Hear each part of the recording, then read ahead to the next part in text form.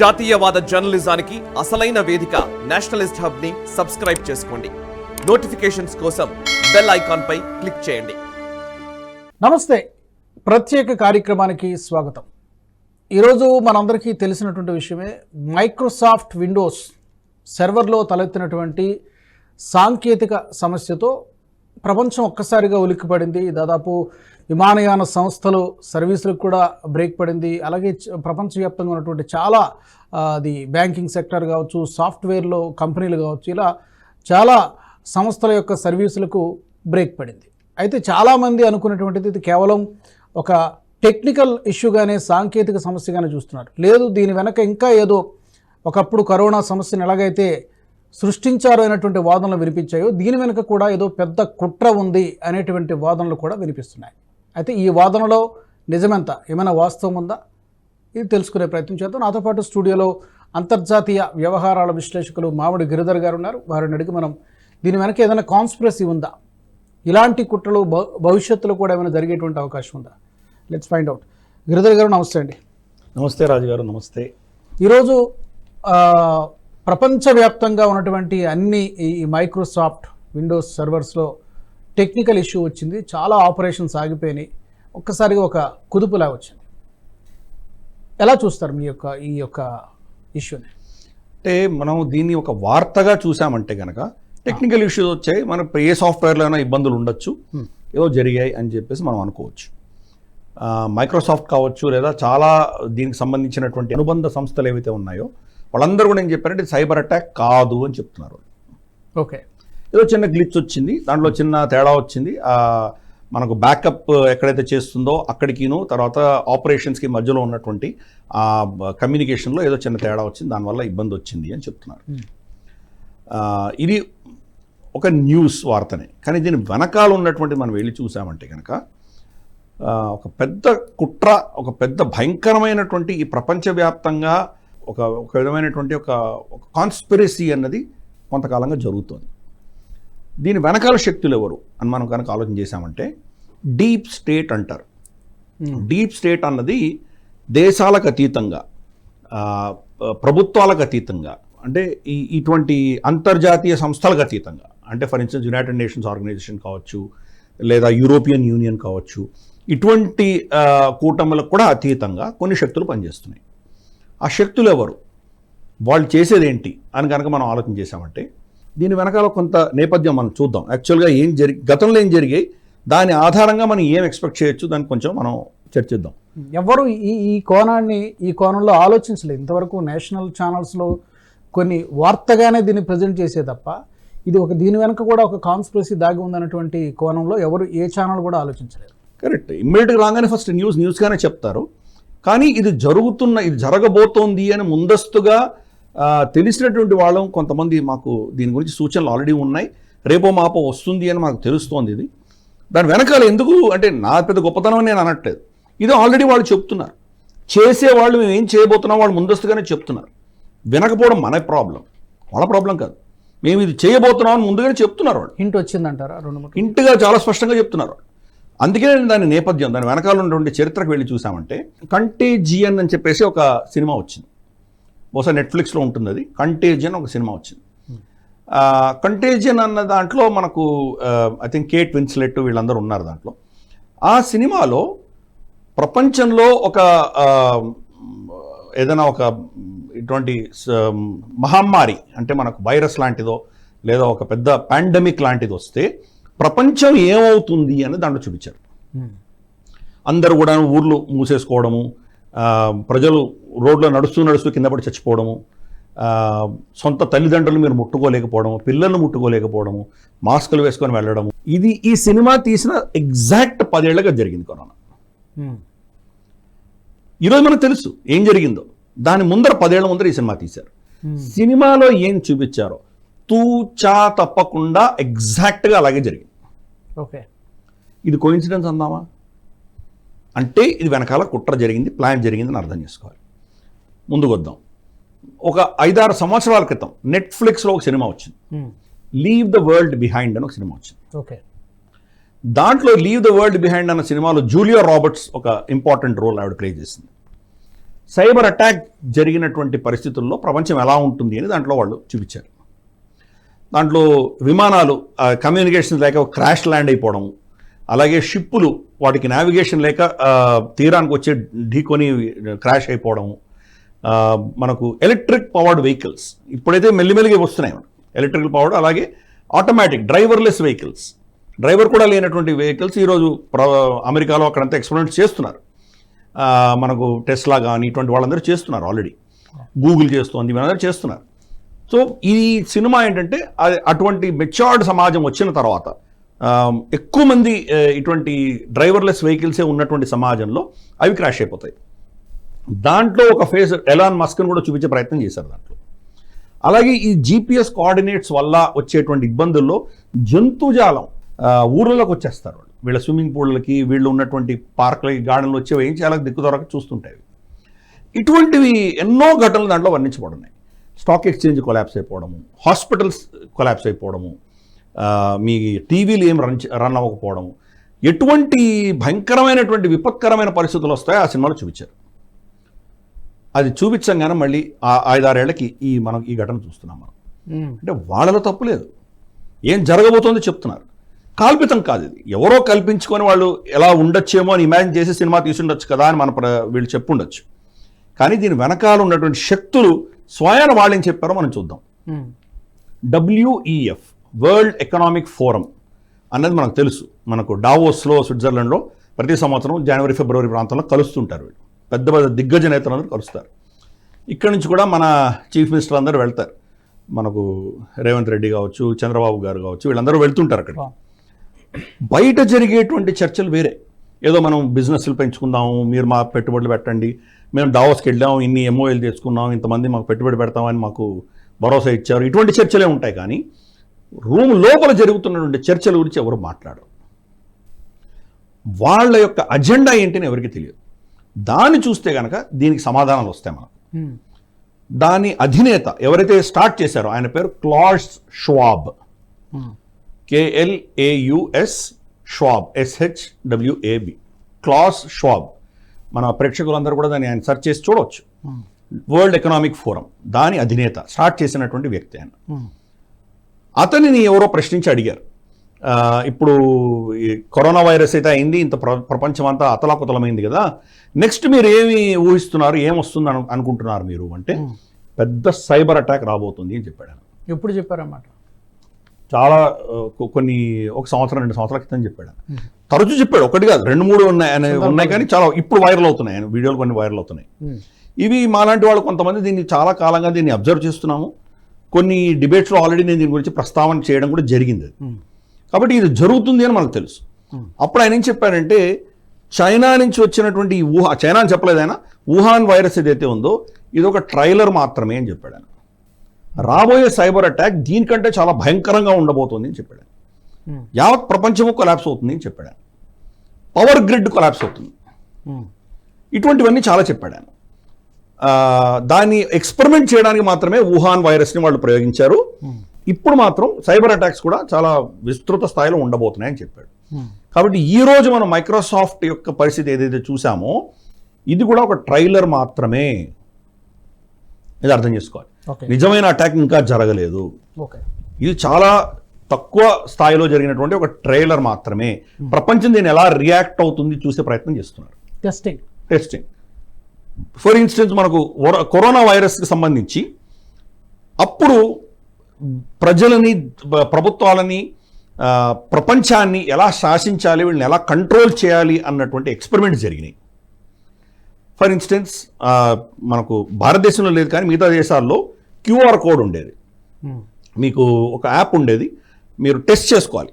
కోవిడ్కి test చేసుకుంటే మీకు negative రాగానే మీకు QR కోడ్ గ్రీన్గా ఉంటుంది. గ్రీన్ QR కోడ్ ఉంటేనే మీరు ఇంటి నుంచి బయటకు వెళ్ళొచ్చు. మీ లిఫ్ట్లో మీరు వెళ్ళొచ్చు, తర్వాత మీరు ట్యాక్సీ వెళ్ళొచ్చు, ఇక్కడ బస్సులు ఎక్కచ్చు, ట్రైన్లు ఎక్కచ్చు, ఏదో షాప్ వెళ్ళి కొనుక్కోవచ్చు, మందులు కొనుక్కోవచ్చు, హాస్పిటల్కి వెళ్ళొచ్చు, ఇవన్నీ చేసుకోవచ్చు. అది వారం అవ్వగానే ఆరెంజ్ అయిపోతుంది, అంటే వార్నింగ్ ఇస్తుంది. ఆరెంజ్ అవ్వగానే ఇమ్మీడియట్గా 48 గంటల లోపల మళ్ళీ టెస్ట్ చేసుకోవాలి. మీరు టెస్ట్ చేసుకోలేదు అంటే కనుక రెడ్ అయిపోతుంది. అది కనుక రెడ్ అయిందంటే మీ ఇంటి నుంచి మీరు బయటకు కూడా రాలేదు, మీ లిఫ్ట్ కూడా మీరు పనిచేయదు, మీకు యాక్సెస్ ఉండదు. ఎక్కడ కూడా దేశంలో ఎక్కడ ఊర్లో ఎక్కడ తిరగడానికి మీకు వీల్లేదు. ఇది ఆల్రెడీ చైనాలో ఎక్స్పెరిమెంట్ చేసి ఈ టెక్నాలజీని చైనా టెక్నాలజీ మీద ఆధారపడినటువంటి దేశాల్లో వాళ్ళు విస్తృతంగా దీన్ని స్ప్రెడ్ చేశారు.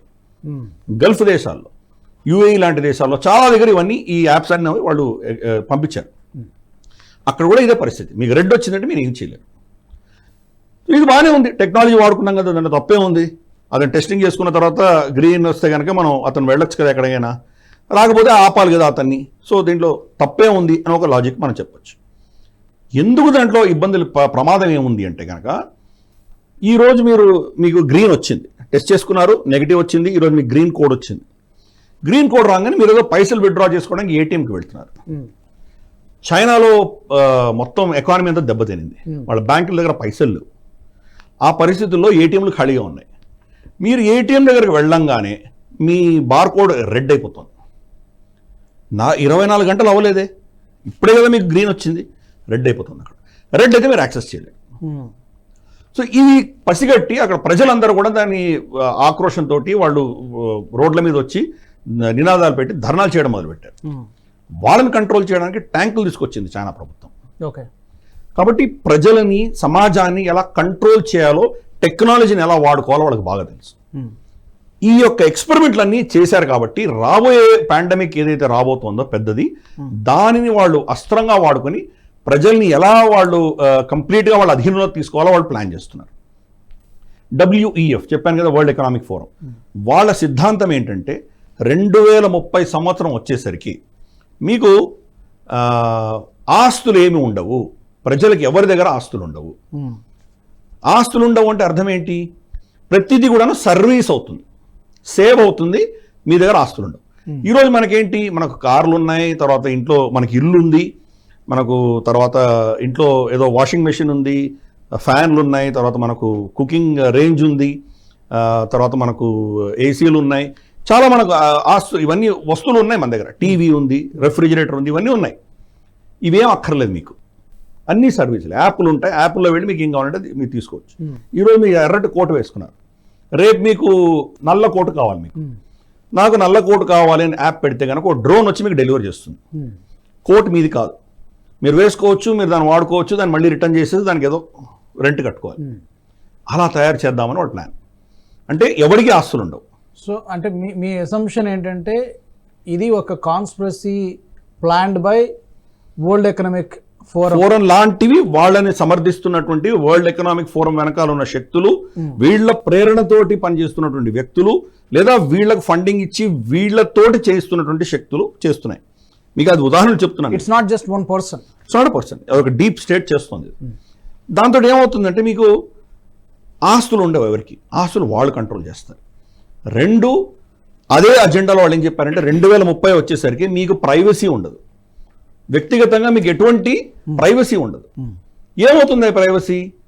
ఈరోజు మనకు తెలుసు ఆల్రెడీ, మన యాప్స్ అన్ని సెల్ ఫోన్లో ఉన్నాయి కాబట్టి మనకి ఎటువంటి ప్రైవసీ లేదని మనకు తెలుసు ఆల్రెడీ. ఆర్టిఫిషియల్ ఇంటెలిజెన్స్ వచ్చాక మనం వీధులు అడుగు పెట్టామంటే ఆ కెమెరాలని మన ముఖ కవళికలను బట్టి వాళ్ళు మనల్ని ఫాలో అవుతారు. ఫర్ ఇన్స్టెన్స్ మీరు ఏం సెర్చ్ చేయకపోయినా, ఈరోజు మీరు ఏదో పూల గురించి మాట్లాడుతున్నారు, మీరు ఏదో ఫేస్బుక్కో లేకపోతే ఇంకేదో యాప్ ఓపెన్ చేశారంటే పూల అడ్వర్టైజ్మెంట్స్ వస్తాయి. అంటే ఎలా వస్తున్నాయి? అర్థమైపోతుంది, ఎవరో వింటున్నారు, మీకు తెలియకుండా వింటున్నారు. సెల్ ఫోన్ షట్ డౌన్ చేసిన వాళ్ళు వింటున్నారు. మీరు నడుస్తుంటే కనుక మీ నడక ఎలా ఉంది వాళ్ళు రికార్డ్ చేస్తున్నారు. మీకు కుంటికాలు ఉందా, లేదా మీకు ఏమైనా మందంగా నడిచేటువంటి స్వభావం ఉందా, తొందరగా వెళ్తున్నారా, మీరు ఎలా వెళ్తున్నారు, రైట్ హ్యాండ్ ఎక్కువ ఊపుతున్నారా, లెఫ్ట్ హ్యాండ్ ఎక్కువ ఊపుతున్నారా, రికార్డ్ అవుతుంది. అవన్నీ మనకు తెలియదు. ప్రైవసీ ఆల్రెడీ మనకు చాలా తక్కువ ఉన్నది.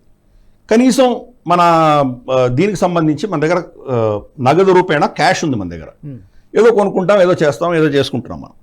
వాళ్ళ ప్లాన్ ఏంటంటే 2030 వచ్చేసరికి క్యాష్ అన్నది ఉండదు, కంప్లీట్గా వర్చువల్, CDC అంటారు, సెంట్రల్ డిజిటల్ కరెన్సీ. సో దాంతో ఏమవుతుందంటే వాళ్ళ ప్రభుత్వాలు డిజిటల్ కరెన్సీ ఇష్యూ చేస్తాయి. ఇప్పుడు ఆల్రెడీ యూరోప్లో 500 రూపాయలు, 500 యూరో అనుకుంటాను నేను, 500 1000 సరిగ్గా గుర్తులేదు, కానీ అంతకంటే ఎక్కువ మీరు ఖర్చు పెట్టారంటే క్యాష్ రూపేణా మిమ్మల్ని జైలు పంపించవచ్చు వాళ్ళు. 2030 వచ్చేసరికి అది కూడా ఉండదు, క్యాష్ ప్రింటింగే ఉండదు. మీరు ఎవరు క్యాష్ ఇచ్చినా వాళ్ళు తీసుకో, ప్రపంచవ్యాప్తంగా చేయాలని వాళ్ళ ఉద్దేశం. అది కనుక చేశారంటే ఏమవుతుందంటే అది కూడా మంచిదే కదా, మన పేపర్ తగ్గించవచ్చు, చెట్లను నరకడం ఆపేయచ్చు, ఎన్వైరన్మెంట్గా ఎంతో చాలా అద్భుతమైంది. వీళ్ళు నెరేటివ్ ఎలా బిల్డ్ చేస్తారో మనం అర్థం చేసుకోవాలి. కాబట్టి చాలా మంచిది టెక్నాలజీ. ఇప్పుడు మన చేట్ల జీపేలు, ఫోన్పేలు ఇవన్నీ చేసుకోవట్లా, పేటీఎంలు చేసుకుంటున్నాం కదా. మరి టెక్నాలజీ పరంగా ఉంటే హాయే కదా, మనకు ఎవరికి ప్రజలకు ఇబ్బంది లేదు కదా, మంచిదే కదా. మరి అది అక్కడ ఇబ్బంది ఏముందంటే మీ మీద కొన్ని నామ్స్ అంటాం కదా, కొన్ని మీ మీద మోపబోతున్నారు. కొన్ని అంశాల మీద మీరేం చేయాలో వాళ్ళు నిర్ణయించబోతున్నారు. దాన్ని వాళ్ళు DEI అంటారు, డైవర్సిటీ, ఈక్వాలిటీ, ఇంక్లూజివ్నెస్, ఇటువంటివి పదాలు వాడారు. అలాగే ఇంకా చాలా ఇటువంటి టర్మ్స్ అన్ని వాడి వాళ్ళు ఏం చెప్తారంటే సమాజంలో మీరు ఎలా ప్రవర్తించాలో వాళ్ళు నిర్ణయిస్తారు. మీరు ఏ వ్యాక్సిన్ తీసుకోవాలో వాళ్ళు నిర్ణయిస్తారు. మీకు వ్యాక్సిన్ అవసరమా లేదా మీ అధీనంలో ఉండదు అది. ఫర్ ఇన్స్టెన్స్ మీకు గుర్తుండే ఉంటుంది, కొన్ని సంవత్సరాల క్రితం హెపటైటిస్ సినో హెపటైటిస్ బినో మీరు తీసుకోకపోతే మీరు చచ్చిపోతారు అని చెప్పి బెదిరించారు.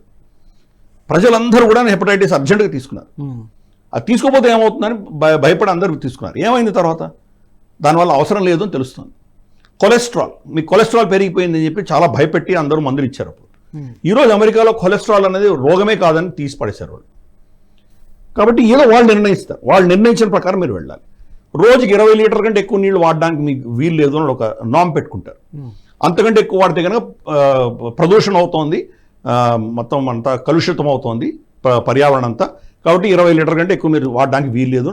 20 అన్నాను ఊరికనే, అటువంటిది ఏదో నంబర్ చెప్తారు మీకు. అంతకంటే ఎక్కువ మీరు వాడారంటే మీకు నెగిటివ్ స్కోరింగ్ ఉంటుంది. మీ స్కోర్ కనుక ఇవన్నీ వాళ్ళు చెప్పిన వినకుండా మీరు ఇంకా విరుద్ధంగా ఏమైనా చేశారంటే మీ స్కోర్ నెగిటివ్ అయిపోతే మీ పైసలు, మీ స్వార్జితము, మీ కష్టార్జితము డిజిటల్ కరెన్సీలో అనేది మీరు యాక్సెస్ చేయలేరు, వాడుకోవడానికి లేదు. వాళ్ళు నిర్ణయిస్తారు, లాక్ చేసి పడేస్తారు. కాబట్టి ప్రభుత్వాలు ప్రజలను, సమాజాన్ని కంట్రోల్ చేసే దిశగా ఇది రెండవది. కానీ మీరు అన్నట్టుగా వాళ్ళ లక్ష్యం అనుకున్నా కూడా 2030 అంటే ఎంతో దూరంలో లేదు కదా. ఆల్రెడీ మనం 2026 6 సంవత్సరాల దూరంలో ఇంత పెద్ద విపత్తు ముంచుకొచ్చే అవకాశం ఉందంటారా? అదే ప్రయత్నం. ఇవన్నీ దానికి సంబంధించినవే చెప్తున్నాను మీకు. వాళ్ళ అజెండా తెలిసాయంటే ఏం జరుగుతోందో, మీకు ఎందుకు జరుగుతుందో అర్థమవుతుంది. అందుకని వాళ్ళ అజెండా చెప్తున్నాను. ఈ రెండు కనుక జరిగితే మీ జీవితంలో మీరు ఎప్పుడూ లేనంత సంతోషంగా అప్పుడు ఉంటారు అని చెప్తున్నారు వాళ్ళు. అది వాళ్ళ అజెండా. ఆ అజెండా ప్రకారం ఇవన్నీ చేసుకుంటూ వెళ్తున్నారు. ఇంకా ఏం చెప్పారు? క్లైమేట్ క్రైసిస్ అని కూడా మొదలుపెట్టారు. ప్రపంచంలో మనం కార్బన్ డైఆక్సైడ్ శాతం పెరిగిపోయింది, మానవాళి చచ్చిపోతుంది, ఇది ఆపేయాలి అర్జెంటుగా అని చెప్పేసి వాళ్ళు పెద్ద కుట్ర వాళ్ళు మొదలుపెట్టారు. ఈ కుట్ర ప్రకారం మనం కనుక వెళ్ళామంటే, ఈ వాళ్ళు చెప్పింది నమ్మితే కనుక మనం క్రమేపీ వాళ్ళ అజెండా అని చెప్తున్నాను. వాళ్ళ అజెండా ప్రకారం మాంసాహారం తినడానికి వీల్లేదు. ఒక చికెన్ తిన్నా, ఒక ఏదో పెద్ద జంతువుని తిన్నా, వీటన్నిటికి కూడాను ఒక జంతువుని తిన్నందుకు ప్రదూషణ ఎంత వస్తున్నది, కార్బన్ ఎంత ఎమిట్ అవుతుంది, వాళ్ళకి పెద్ద ఏవో స్టడీ చేశారు వాళ్ళు. ఏది తిన్నా కార్బన్ ఎమిషన్ ఉంటుంది. కాబట్టి మీరు మాంసం తినడానికి వీలు లేదు. నాన్ వెజ్ మొత్తం బ్యాన్ అయిపోతుంది. Ban. So okay, non veg ban చేశారు, వెజిటేరియన్ తింటాను, వెజిటేరియన్ కూడా తినడానికి వీలు లేదు. మీరు బియ్యం తింటే కనుక ఇంత ప్రదూషణ వస్తుంది, దానికి ఇన్ని నీళ్లు పడతాయి, దీనికి ఇంత ఖర్చు అవుతుంది, ఇంత వేస్ట్ అవుతుంది. గోధుమలు తింటే ఇది, ప్రతి మన పంటకు కూడాను వాళ్ళు స్టాటిస్టిక్స్ పెట్టి ఏదో స్టడీ చేసి పెట్టారు. దీనివల్ల ఇంత ప్రదూషణ పెరుగుతుంది, ఇంత కార్బన్ డైఆక్సైడ్ పెరుగుతుంది, కాబట్టి తినడానికి వీలేదు. మరి వెజిటేరియన్ చేయక తినక నాన్ వెజిటేరియన్ తినక ఇంకేం తినాలి? పురుగులు తినాలట, క్రిమి కీటకాలు తినాలట. అవి కూడా ఏంటి, ల్యాబ్లో వాళ్ళు ప్రొడ్యూస్ చేసింది తినాలట. మనం జస్ట్ వారం క్రితం సింగపూర్లో 4-5 క్రిమి కీటకాలని తినచ్చు, మనుషులు తినచ్చు అని వాళ్ళ గవర్నమెంట్ అప్రూవ్ చేసింది. అజెండా మీకు అర్థమవుతాయి కనుక అది ఏం చేస్తున్నారో మనకు అర్థమవుతుంది. సో ఈ క్రిమి కీటకాలు తినాలని దాని మీద ఇన్వెస్ట్మెంట్ చేస్తున్నాడు మైక్రోసాఫ్ట్, బిల్ గేట్స్ లాంటి వాళ్ళు ఇన్వెస్ట్ చేస్తున్నారు. స్టార్టప్ కంపెనీస్ ఉన్నాయి. దాంతో మీరు ఎలా మిక్సీలో తిప్పి దాన్ని జ్యూస్గా తాగొచ్చు, దాన్ని ఏదో ఫ్రీజర్లో పెట్టి దాన్ని మీరు ఎలా తినొచ్చు, దాన్ని ఫ్రై చేసి ఎలా తినొచ్చు, ఇవన్నీ దాని మీద ఎక్స్పెరిమెంట్స్ జరుగుతున్నాయి. క్రిమి కీటకాలు ఎలా తినాలి, మీకు రోజుకి ఎంతో 300-400 క్యాలరీస్ మీకు ఎనర్జీ కావాలి, క్రిమి కీటకాలు ఇస్తున్నాయి, ఇవన్నీ ఎందుకు తినాలి మీరు? మాంసం తినదలుచుకున్నారా? మైక్రోసాఫ్ట్, బిల్ గేట్స్ కొన్ని కంపెనీలో ఇన్వెస్ట్ చేశాడు, స్టార్టప్ కంపెనీస్లో బిలియన్స్ ఆఫ్ డాలర్స్ ఇన్వెస్ట్ చేశాడు. ల్యాబ్ గ్రోన్ మీట్, ల్యాబ్లో వాళ్ళు మాంసం తయారు చేస్తారు. అంటే కొత్తగా పుట్టినటువంటి దూడనో ఏదో ఉంటుంది కదా, దాంట్లో ఏముంటుందంటే పెరుగుతుంటుంది కదా, చిన్నపిల్లలు పెరుగుతారు కదా, వాళ్ళలో ఉన్నటువంటి సెల్స్ ఏవైతే ఉంటాయో తొందరగా మల్టిప్లై అయ్యేటువంటి గుణం దాంట్లో ఉంటుంది. మీకు నాకైతే అంత మల్టిప్లై అవ్వవు, పెద్దగా అయిపోయాం కాబట్టి మనకి మల్టిప్లై అవ్వవు. కానీ చిన్నపిల్ల అప్పుడే పుట్టిందో లేదా గర్భంలో ఉన్నటువంటిది పెరుగుతూ ఉంటుంది. ఆ సెల్స్ తీసి వీళ్ళు ల్యాబ్లో దాన్ని ఏదో ప్రాసెస్ చేసి ఇంకా తొందరగా అది పెరిగేటువంటి దిశగా వాళ్ళు ఏదో ఎక్స్పెరిమెంట్స్ చేస్తున్నారు. రేపటి రోజు మీరు మాంసాహారం తినదలుచుకుంటే వాళ్ళు తయారు చేసినటువంటి మీరు తినాలి, ల్యాబ్లో తయారు చేసినవి మీరు తినాలి. ఇది వాళ్ళ అజెండా. ఇంకా వాళ్ళ అజెండా ఏమున్నదంటే 15 minute సిటీ అని వాళ్ళు మొదలుపెట్టారు. 15 నిమిషాలు దాటి మీరు మీ ఇంటి నుంచి దూరం వెళ్ళడానికి వీల్లేదు. మీ కార్లు పనిచేయవు. 15 నిమిషాలు దాటి మీరు కారులో వెళ్ళదలుచుకుంటే కారణం ఏంటి? 15 నిమిషాల లోపు మీకు కావాల్సినవన్నీ ఉంటాయి. ఎందుకు మీరు ప్రొడ్యూషన్ చేయాలి? మీరు వేస్ట్ చేయడానికి వీల్లేదు. మీరున్న బిల్డింగ్లోనే అన్నీ ఉంటాయి. బిల్డింగ్ కూడా దాటి మీరు రానక్కర్లేదు. బిల్డింగ్లోనే హాస్పిటల్ ఉంటుంది, బిల్డింగ్లోనే హోటల్ ఉంటుంది, బిల్డింగ్లోనే జిమ్లు ఉంటాయి, బిల్డింగ్లోనే స్కూళ్ళు ఉంటాయి, బిల్డింగ్లోనే ఇండ్లు ఉంటాయి, అన్ని దాంట్లోనే ఉంటాయి. కానీ వాళ్ళు అనుకున్నట్టుగా ఇలాంటి పరిస్థితి వాతావరణం క్రియేట్ చేయడానికి ఆయా ఇప్పుడు మన దేశంలో ఈ ప్రభుత్వం ఒప్పుకుంటుందా, లేకపోతే ఏ దేశంలోనైనా ఆ ప్రభుత్వాలను కూడా కమాండ్ చేసేంత స్థాయికి ఎదగాలని అనుకుంటున్నారా? ఇప్పుడు చూస్తే కనుక ప్రపంచవ్యాప్తంగా వాళ్ళ అజెండా నడుస్తున్నది, భారతదేశంలో కూడా నడుస్తున్నది. ఫస్ట్ గ్రామాలని ఖాళీ చేయాలి, అందరినీ పట్టణాలకు తీసుకురావాలి, గ్రామాలన్నీ ఖాళీ అయిపోవాలి. జరుగుతుందా లేదా? ఈరోజు మనకు చూస్తే కనుక 1990 దశకంలో మనము చైనా ఇంచుమించు రమారమి ఒకటే స్థాయిలో అర్బనైజేషన్ ఉండింది. మనకి పెద్ద పెద్ద పట్టణాల్లో నివసించే వాళ్ళ సంఖ్య మోరల్లెస్ మన ఇద్దరితో ఒకటే ఉండింది. ఈరోజు మనకు డబుల్ చైనాలో పట్టణాల్లో ఉంటున్నారు. మనం కూడా వెళ్తున్నాం, కానీ గ్రామాల నుంచి మనం కూడా క్రమేపీ చాలామంది మనం చూస్తే కనుక ఈరోజు పట్టణాల్లో ఉన్న వాళ్ళందరూ గ్రామాల నుంచి వచ్చిన వాళ్ళే కదా. గ్రామాలు క్రమేపీ ఖాళీ అవుతున్నాయి. మీరు ఏ గ్రామంకి వెళ్ళి చూసినా వృద్ధులు పెద్దవాళ్ళు ఉంటున్నారు. అక్కడ కొంత వయసు ఉన్న వాళ్ళందరూ కూడాను పట్టణాలకు వచ్చేదో చేస్తున్నారు. పట్టణాల్లో ఉన్నవాళ్ళు వేరే దేశాలకు వెళ్ళిపోతున్నారు. క్రమేపీ డ్రైన్ చేస్తారు అంటే వాళ్ళు ఏంటంటే రూరల్ ఏరియాస్ ఎవరు ఉండడానికి వీల్లేదు. మీరు పంట పండించడానికి వీల్లేదు, మాంసాహారం తినడానికి వీల్లేదు. మీకు యాప్స్ ఉంటాయి కదా, యాప్స్ ప్రకారం మీకు వచ్చి మీకు తిండి, మీకు బట్ట అన్ని వాళ్ళే ఇస్తారు. కాబట్టి మీకు ఎక్కడికి వెళ్ళాల్సిన అవసరం లేదు. 15 minute సిటీస్ అని తయారు చేస్తున్నారు. ఇవన్నీ ఎందుకు చేస్తున్నారు అంటే కనుక వాళ్ళ లెక్క ప్రకారము ఇప్పుడున్నటువంటి ప్రపంచ జనాభా 90% పనికి మాలిన జనాభా ఉన్నది. వీళ్ళు ఇంతమంది ఉండడానికి వీల్లేదు, ఇంతమంది ఉండక్కర్లేదు. మనకు 400 సంవత్సరాల క్రితం మన జనాభా ఎంత ఉండిందో అంత జనాభా ఈ భూమి మీద ఉంటే చాలు. అంతకంటే ఎక్కువ జనాభా ఉంటే ఎంత ఉండాలి సుమారుగా? ఇప్పుడు వాళ్ళ లెక్క ప్రకారం 90%. ఇప్పుడు ఎంత ఉందో దాంట్లో 90% ఉండకూడదు, అంతే. 10% ఉండాలి. ఇంకా లెక్క వేసుకోండి. కాబట్టి దానికి ఏం చేయాలి? ఇటువంటి మహమ్మారులు తీసుకురావడము, సైబర్ అటాకులు చేయడం, ఇవన్నిటితోటి క్రమేపీ పాపులేషన్ తగ్గిపోతుంది. మనకు ఇచ్చేటువంటి వ్యాక్సిన్స్లో కూడా మనకు మా చిన్నప్పుడు బహుశా 2వ 3వ వ్యాక్సిన్లు మేము తీసుకునేవాళ్ళం. ఇప్పుడు చిన్నపిల్లలకి 20-30 వ్యాక్సిన్లు ఉన్నాయి. అంటే వ్యాక్సిన్లు పెంచడం వల్ల మన లోపల ఉన్నటువంటి డిఎన్ఏను మార్చేస్తున్నారు వాళ్ళు క్రమేపీ. దీంతో ఏమవుతుంది? మానవాళి అనేది తగ్గిపోవడం మొదలు పెడుతుంది. అదే ప్రాజెక్ట్లో డెంగ్ షాపింగ్, రిచర్డ్ నిక్సన్ని, తర్వాత హెన్రీ కిస్సింజర్ని కలిసినప్పుడు ఇదే ప్రాజెక్ట్, ఇదంతా కూడా రాక్ ఫెల్లర్ ఫౌండేషన్ వాళ్ళు, హెన్రీ కిస్సింజర్ అన్నటువంటి వ్యక్తి రాక్ ఫెల్లర్ ఫౌండేషన్ యొక్క మనిషి కింద మనం భావించాలి. రిచర్డ్ నిక్సన్, హెన్రీ కిస్సింజర్ కలిసి డెంగ్ షాపింగ్కి మరి ఏమీ నూరిపోసారో మనకు తెలియదు, కానీ ఇక్కడికి రాగానే చైనాకి తిరిగి రాగానే 1 child పాలసీ ఇంట్రొడ్యూస్ చేశాడు. భార్య భర్తలు ఒక పిల్లవాడి కంటే ఎక్కువ కనడానికి వీలు లేదు అని పెట్టాడు. అంతకంటే ఎక్కువ ఉంటే కనుక వాళ్ళకి ప్రభుత్వ ఉద్యోగం తీసేస్తారు, వాళ్ళకి తిండి ఆహారం కూడా దొరకదు. అటువంటి పనిష్మెంట్లు చాలా పెట్టారు. గతి లేని పరిస్థితుల్లో వాళ్ళు అబార్షన్లు చేసుకునేవాళ్ళు. అది కూడా ఆసియా ఖండంలో ఉన్నటువంటి దేశమే కదా. మగపిల్లవాడు కావాలి, వాళ్ళు టెస్ట్ చేసుకొని ఆడపిల్ల అంటే కనుక అబార్ట్ చేసి మగపిల్లవాడు పుడితేనే వాళ్ళు డెలివరీకి వెళ్ళేవాడు. ఇటువంటి అకృత్యాలు చేశారు. అదే ప్రాజెక్ట్ మన భారతదేశంలో కూడా మనకు కుటుంబ నియంత్రణ మొదలుపెట్టి 2 కంటే ఎక్కువ పిల్లలు ఉండడానికి వీల్లేదని ఫోర్స్ఫుల్గా నస్బందీలు చేశారు. ఆఖరికి వాళ్ళ టార్గెట్లు అచీవ్ చేయడానికి కోసం ఒక్క పిల్లని కూడా కనెక్ట్ వాళ్ళని కూడా తీసుకెళ్ళి ఫోర్స్ఫుల్గా నస్బందీ చేసి పడేశారు. సంజయ్ గాంధీ కాలంలో ఏం జరిగిందో ఎమర్జెన్సీలో మనకు తెలిసిన విషయం. ఇవంతా కూడా రాక్ ఫెల్లర్ ఫౌండేషన్ యొక్క వాళ్ళ ఆలోచన దృక్పథం. ప్రపంచాన్ని 90% తీసేయాలి అని. కొన్ని దేశాల్లో, కెనడా అటువంటి దేశాల్లో చట్టాలు తీసుకొచ్చారు. చనిపోవడానికి వ్యక్తి కనుక వృద్ధ వయసులో ఉంటే అతను బతికి ఉండాలా చనిపోవాలా అన్నది ఆ కమిటీ, ఒక కమిటీ పెట్టారు. ఆ కమిటీ నిర్ణయిస్తుంది. ఎక్కడ? కెనడా లాంటి దేశాల్లో ఇప్పుడుందా? ఇప్పుడుంది. కమిటీ ఏంటంటే బిల్ గేట్స్ వీడియో ఉన్నది, ట్విట్టర్లో ఉన్నది, చాలా దగ్గర ఉన్నది, ఆయన వీడియో కూడా ఉన్నది. మీకు $1,00,000 మీరు ఒక వృద్ధుడి మీద ఖర్చు పెట్టాలి అతను బతికించడానికి. అతను బహుశా ఇంకో 2-3 నెలలు బతుకుతాడు, 6 నెలలు బతుకుతాడు. అదే $1,00,000 మీరు ఒక చదువుకుంటున్నటువంటి యువకుడి మీద ఖర్చు పెడతారు, లేదా ఒక టీచర్ మీద ఖర్చు పెడతారు. ఈ రెండింటి మధ్యలో ఎవరికి ఖర్చు పెడతారు మీరు? ఖచ్చితంగా యువకుడి మీద అని ఆ బైనరీ తీసుకొచ్చాడు ఆయన. అంటే ఎంత క్రూరమైందో చూడు. అంటే ఇప్పుడు చూడండి, మీకు అంటే బలం ఉన్నవాడే బతికుండాలి, మిగతా వాడు బతికుండడానికి వీలేదు. అది సంస్కృతి అన్నారు. సంస్కృతి అంటే వృద్ధులైనటువంటి వాళ్ళు, చాతగానటువంటి వాళ్ళని కాపాడేటువంటి సంస్కృతే మానవ సంస్కృతి. జంతు ప్రపంచంలో ఎలా ఉంటుంది? బలహీనమైనటువంటి జంతువు ఏదో చచ్చిపోతుంది, బలమైనది గెలుస్తుంది. కాబట్టి బలహీనను కాపాడడం అనేది సంస్కృతి. దానికి ఎంత విరుద్ధంగా వీళ్ళు ప్రవర్తిస్తున్నారో చూడండి. ఈ కమిటీ పెట్టారు. కమిటీ ఏం చేస్తుంది? నిర్ణయిస్తుంది మీకు సపోర్ట్ ఇవ్వాలా లేదా. అది కూడా ఆల్రెడీ ఎక్స్పెరిమెంటేషన్ జరిగింది. మనకు కరోనా వైరస్ వచ్చినప్పుడు వాళ్ళు ఏం చేశారు? హాస్పిటల్లో బెడ్స్ లేవు అని చెప్పి వృద్ధులైనటువంటి వాళ్ళు కనుక వాళ్ళకు కరోనా వచ్చింది అని వెళ్ళాలంటే కనుక వాళ్ళని మీరు రాకండి, ఇంట్లోనే ఇంట్లోనే ఉండండి అని చెప్పి ఇంట్లో చనిపోయారు వాళ్ళు. 60 ఏళ్ల కంటే తక్కువ ఉన్న వాళ్ళని మాత్రమే అడ్మిట్ చేసుకున్నారు. 60 ఏళ్ళు పైబడిన వాళ్ళని అదే పనిగా చనిపోమని వదిలేశారు. చాయిస్. సో ఎవరిని మేము హాస్పిటల్ అడ్మిట్ చేసుకుంటాం, ఎవరిని చేయమని నిర్ణయంతో వీళ్ళు చాలా మంది చనిపోయారు. అన్ప్రొడక్టివ్. మనం కూడా చూస్తున్నాం కదా, ఇప్పుడు పాలు ఇవ్వనటువంటివి, పిల్లల్ని కననటువంటి ఆవులని కబేళాలు పంపిస్తున్నాం కదా, అటువంటి భావజాలం ఉన్నటువంటి సంస్కృతి వాళ్ళు తీసుకొచ్చారు.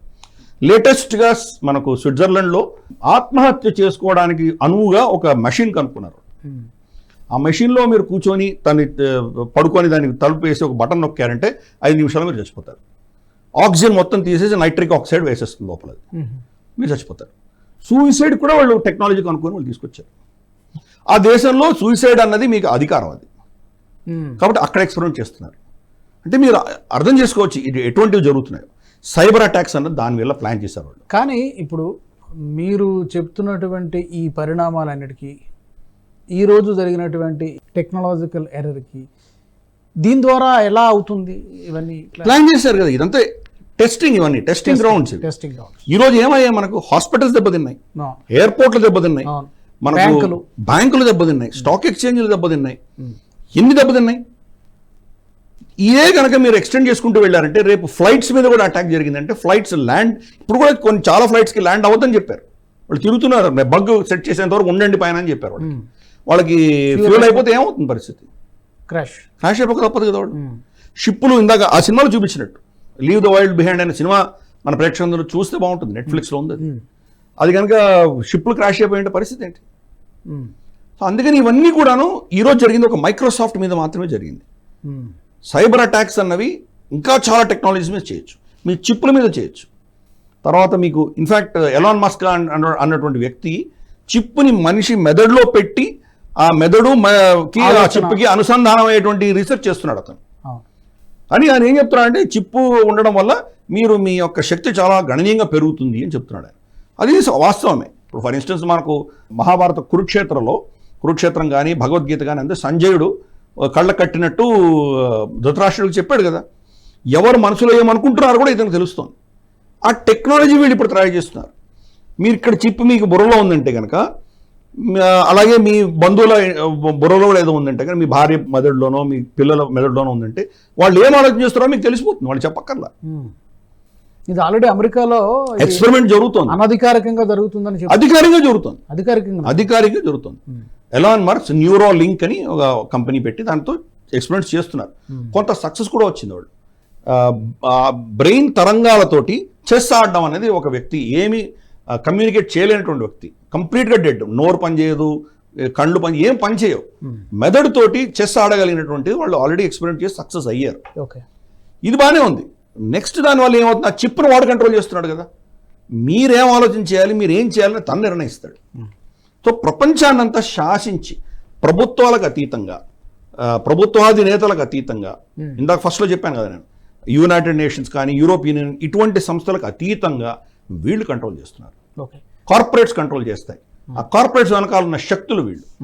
రాక్ఫెల్లర్ ఫౌండేషన్ కావచ్చు, బ్లాక్ రాక్ కావచ్చు, బిల్ గేట్స్ యొక్క మెలిండా గేట్స్ ఫౌండేషన్ కావచ్చు, జార్జ్ సోరోస్ కావచ్చు, ఒమిడియార్ గ్రూప్ కావచ్చు, ఇటువంటి వాళ్ళు అందరూ కూడా వీళ్ళకు ప్రేరణ, వీళ్లకు కామన్గా వీళ్ళు అనుసంధానం చేసి ఏం చేయాలి వీళ్ళు ప్లాన్ చేసేదంతా కూడా WEF వరల్డ్ ఎకనామిక్ ఫోరంలో జరుగుతుంది ఇవన్నీ కూడా. అయితే మనకి కరోనా వైరస్ వచ్చినప్పుడు ప్రపంచం మొత్తం అతలాకుతలం అయిపోయింది. తర్వాత కొన్ని నెలల తర్వాత చాలామంది అనుమానం వ్యక్తం చేసినటువంటిది అది వుహాన్ ల్యాబ్లో క్రియేట్ చేసి ప్రపంచం మీదకు వదిలినటువంటి ఒక బయో వెపన్, ఒక ఆయుధంగా దాన్ని చాలామంది, అయితే నన్ను ఒప్పుకోలేదు చైనా, బట్ చాలామంది చెప్పేటువంటి మాట.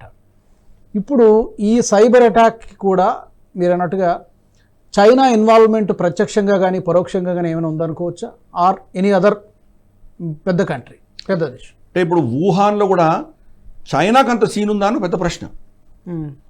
అంత టెక్నాలజీ, ఇటువంటి మహమ్మారులను తీసుకొచ్చేటువంటి టెక్నాలజీ వాళ్ళకు ఉందా? ఎవరికి టెక్నాలజీ ఉంటుందంటే ఒక ప్రజాస్వామ్యం ఉన్న దగ్గర ఎక్కువ ఉంటుంది.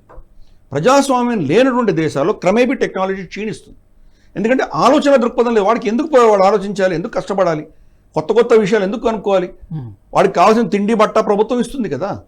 సోవియట్ యూనియన్లో కూడా గతంలో ఉన్నటువంటి జ్యూస్, రెండవ ప్రపంచ యుద్ధం తర్వాత జర్మనీ నుంచి పారిపోయి సోవియట్ యూనియన్లో తలదాచుకున్నటువంటి జ్యూస్, వాళ్ళు టెక్నాలజీ ఇచ్చారు ఫస్ట్. క్రమేపీ ఎప్పుడైతే సోవియట్ యూనియన్ వీళ్ళు ఒక పెద్ద నియంతగా ప్రవర్తించి అకృత్యాలు చేయడం మొదలుపెట్టారో, అక్కడ ఉన్నటువంటి జ్యూస్ కూడా అమెరికాకి వెళ్ళిపోవడం మొదలుపెట్టారు. అందుకనే వాళ్ళ టెక్నాలజీ పడిపోవడంతో సోవియట్ యూనియన్ కొలాప్స్ అయింది. ఈరోజు చైనా పరిస్థితి అదే.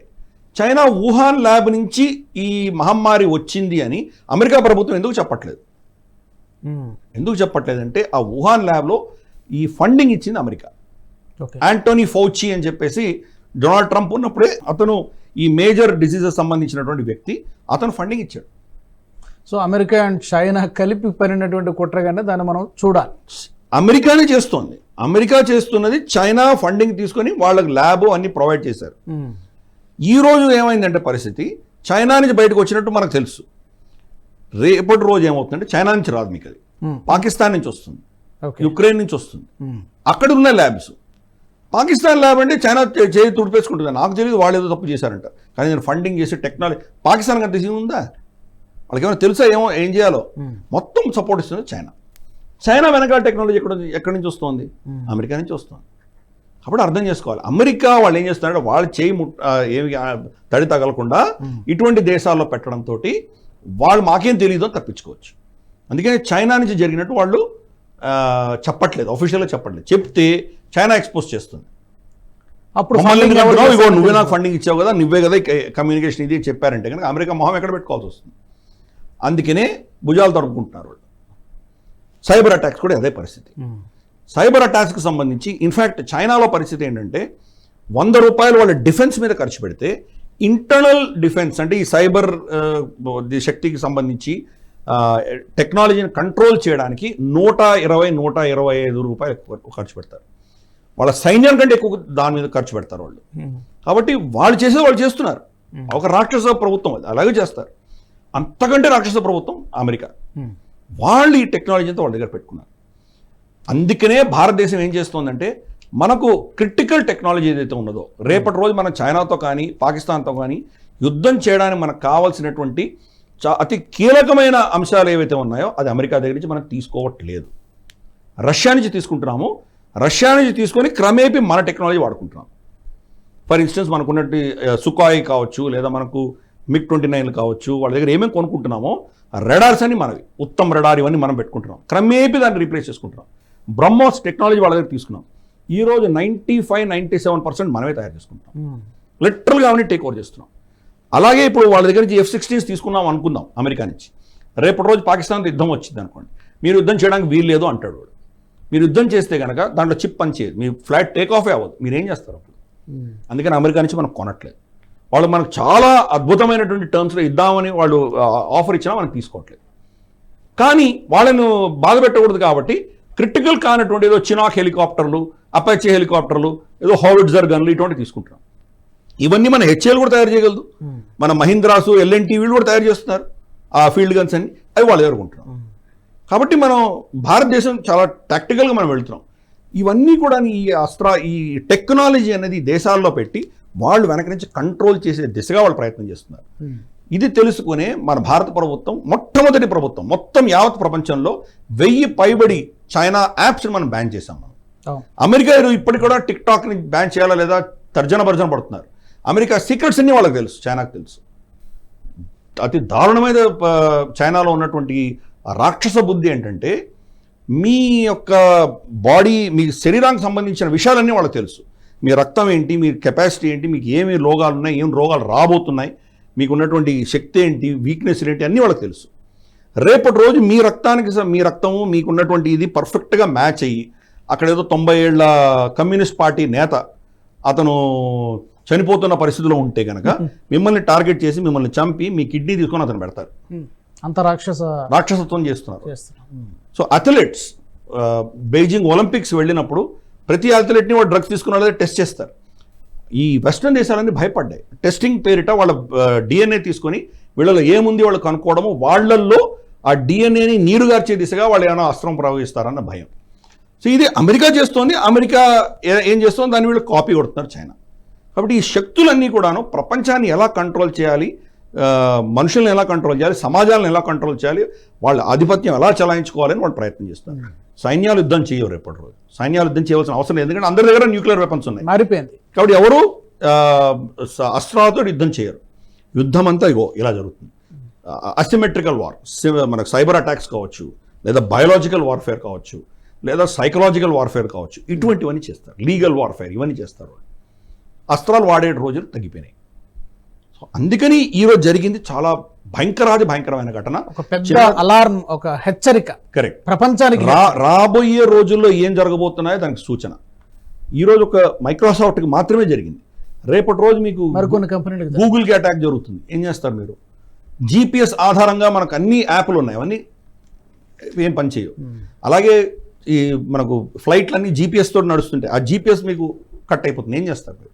ఎన్నో అంశాలు మన జీవితంలో ప్రతి అనుక్షణము వీటితోటి టెక్నాలజీతో అనుసంధానమైనటువంటి సమాజంగా వాళ్ళు తీసుకువెళ్తూ అవన్నీ కూడాను మన కంట్రోల్ లేకుండా మనల్ని అధీనంలో తీసుకోవడానికి వాళ్ళు చేసేటువంటి భయంకరమైన కుట్ర వాళ్ళు ఆల్రెడీ చేస్తున్నారు. దాని యొక్క ప్రివ్యూ న్యూస్ రీల్ ఈరోజు చూపించాను. నిజంగా గిరిధర్ గారు, మీరు చెప్పే విషయాలని చూస్తే ఫ్యూచర్ ఎంత భయంకరంగా ఉండబోతోందో, ఒకవేళ వాళ్ళ ఎజెండా కనుక వాళ్ళని సాధిస్తే, వాళ్ళు ఏం సాధించాలనుకుంటున్నారో సాధిస్తే మటుకు నిజంగా ప్రపంచం చాలా భయంకరంగా ఉంటుంది.